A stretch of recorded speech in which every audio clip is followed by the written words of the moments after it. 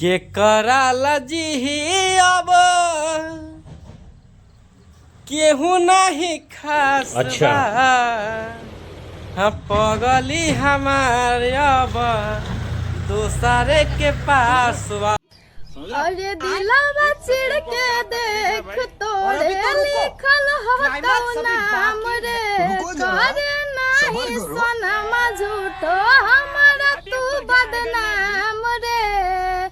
अरे तोरे ही सोनमा तोरे हम रहबो कहियो नहीं तोरा हम भुलाइबो।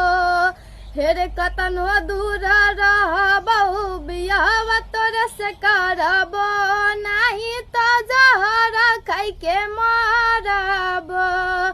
अरे हमर दिल के हकी सुने छौरा तूरा जावा कसम खा के कहो हियो कबो नहीं देबो तोरा सजावा प्यार